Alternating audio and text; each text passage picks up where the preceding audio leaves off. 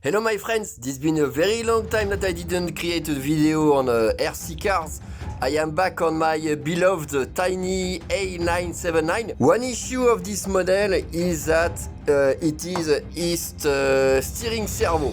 And why it is an issue? Because in fact this steering servo can almost not be changed. And one issue of this servo is that it is using a non-standard 4-wire connection to the embedded stock ESC receiver.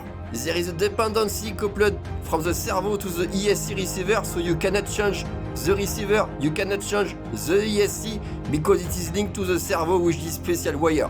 The idea if you change this servo with a standard servo with 3 wires, then you can transfer the servo easier because you are standardizing the wire, and then you can change the receiver, and then you can change the ESC.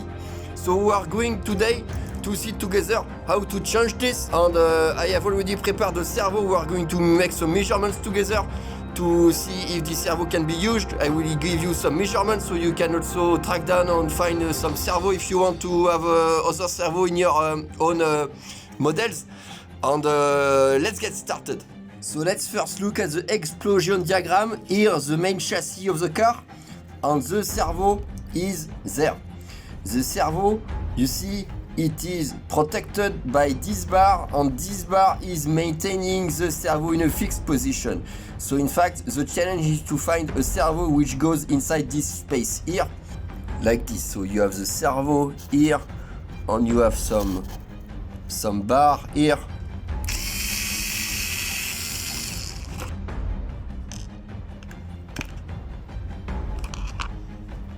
So I have removed the head of the steering servo, which is there, but the steering servo is still fixed with 2 screws, which are there, 1 and 2.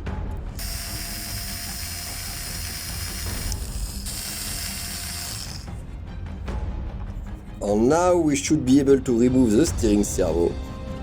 Yes.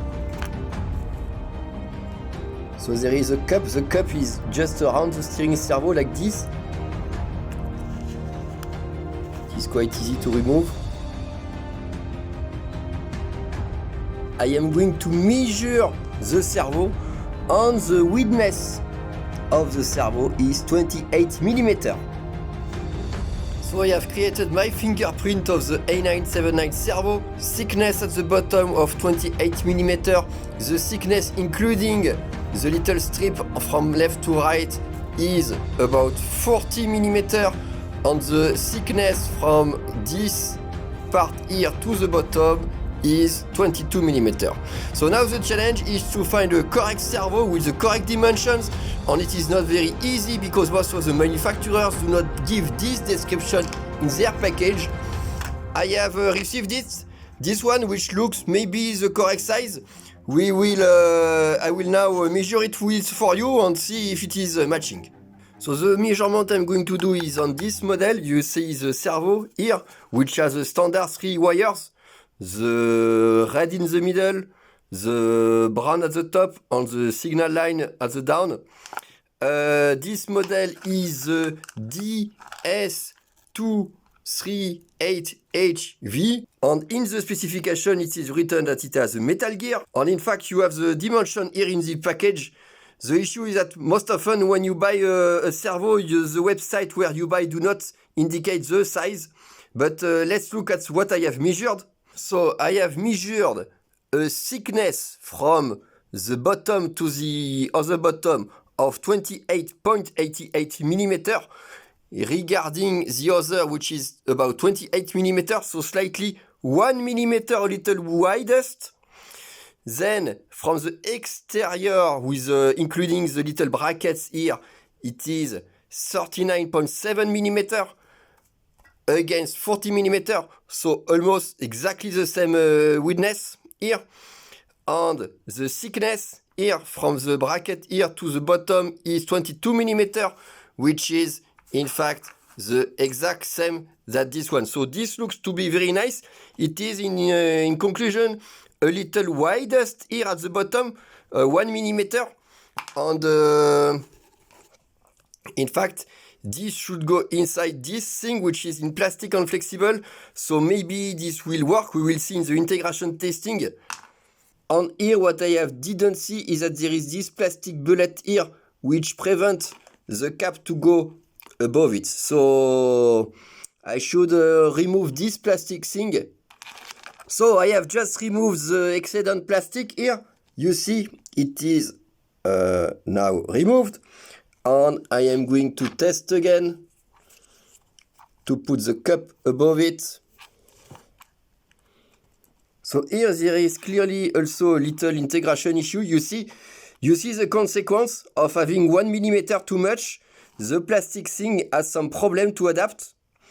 It is not straight, it should be straight. And if I put again the stock servo,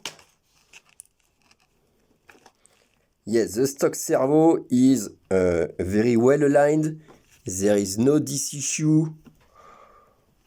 It is fitting perfectly. So you see the impact of 1 millimeter. 1 millimeter is hard. So if you have more than 1 millimeter, clearly you should change and find another servo. What interests me is the fact that here you have some plastic also, which is taking some place. So maybe I can play with this one to reduce it. So either if you have a 3D printer, but it will take some time, you can try to design a part only for this, but most of the people do not have a 3D printer, or me neither. I do not have any 3D printer. By the way, if you know some 3D printer service online where you can make some objects without having the 3D printers on your home, write me in the comments. I would be interested to know if there is some 3D printers service available on the cloud. So what I think is that we should slightly remove this and very be careful, because if it is too loose, the motor will move and this will have an impact on the direction. This is clearly too much. You see the you see the problem.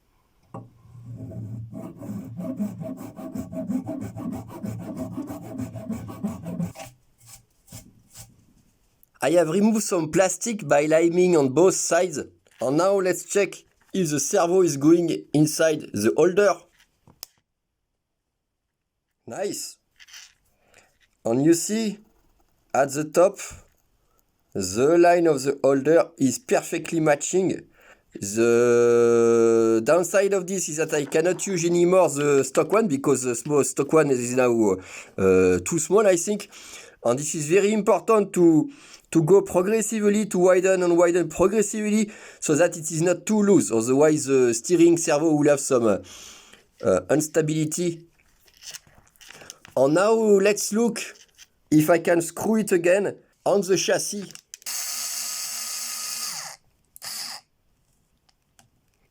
And now I can try to put the head of the steering servo, but the thing is that the head should be correctly aligned.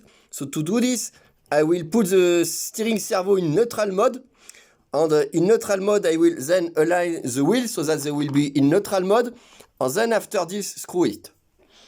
And to be sure to be in neutral mode, I'm going to use the servo tester. The servo tester has different modes.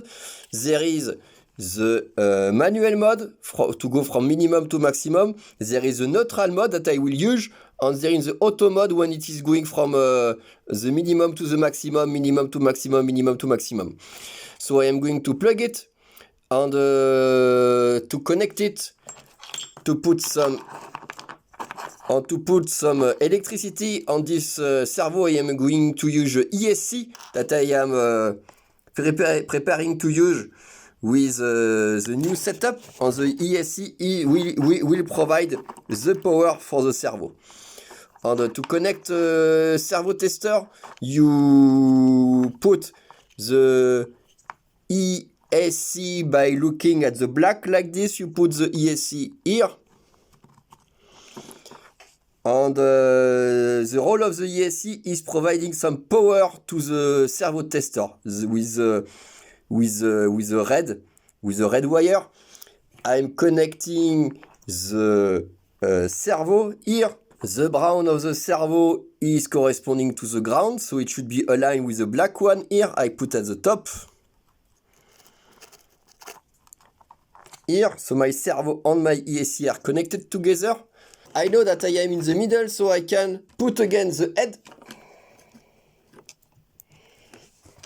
So that the direction is in the middle. So I have fixed the servo tester, and I can now move manually the signal to change the direction.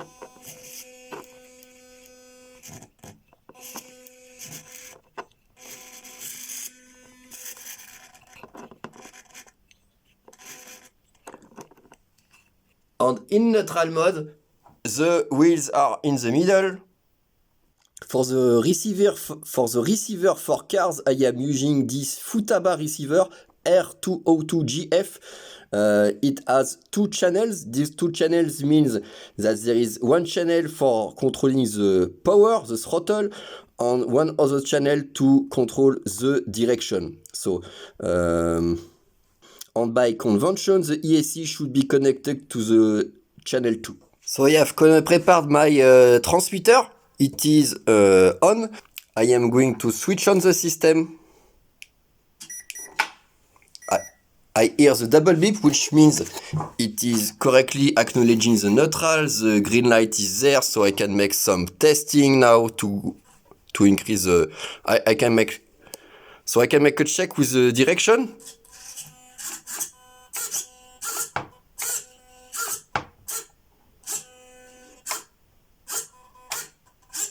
Now the throttle.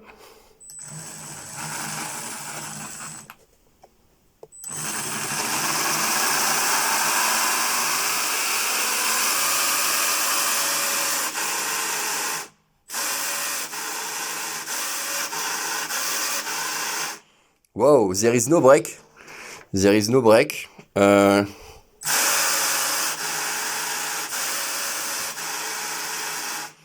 And you see here with the power supply directly when I go to the maximum, I go forward, you will see the difference between the power consumption. So you should look at the very last line at the bottom.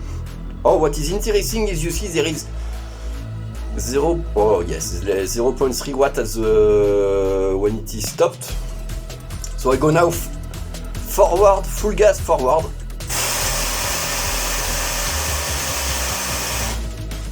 I go full gas backward.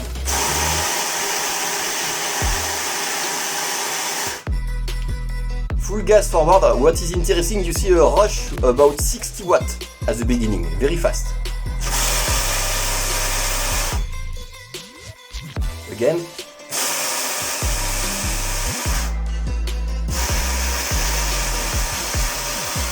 Yes, there is a rush about 8 amp at the beginning. It looks that this will be quite powerful. Now it is time to put the wheels on.